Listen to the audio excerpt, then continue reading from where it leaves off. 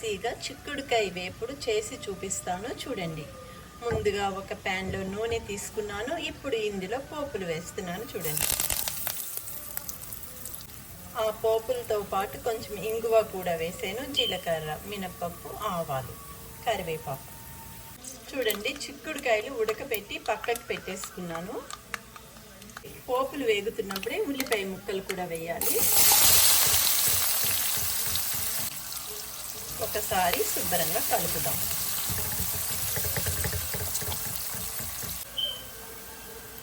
చూడండి, పచ్చిమిరపకాయలు, కొబ్బరి, కొంచెం నువ్వులు రుబ్బుకున్న పేస్ట్ ఇప్పుడు ఈ ఉల్లిపాయ ముక్కల్లో వేస్తున్నాను చూడండి. ఒకసారి శుభ్రంగా కలుపుదాం.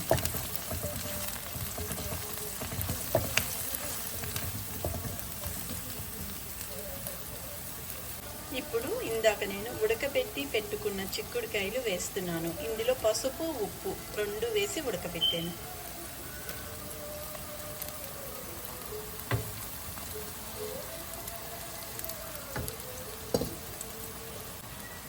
చూడండి, ఇది ఒకసారి శుభ్రంగా కలుపుదాం. చాలా బాగుంటుంది ఇట్లా కర్రీ.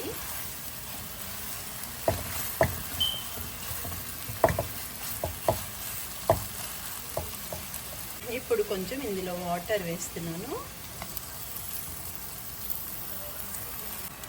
చూడండి, ఒక్కసారి ఇదంతా కలిపి ఒక్క 5 మినిట్స్ చిన్న మంటలో వేగితే చాలు. దగ్గరికి ఉడికిపోతుంది. ఆల్రెడీ చిక్కుడుకాయలు ఉడికిపోయాయి కాబట్టి ఒక 5 నిమిషాలు ఉడికితే చాలు. ఇప్పుడు మూత పెడుతున్నాను. ఒక 5 నిమిషాలు అయ్యాక కూర అయిపోతుంది. చూడండి, చిక్కుడుకాయ కూర 5 మినిట్స్ అయిపోయింది.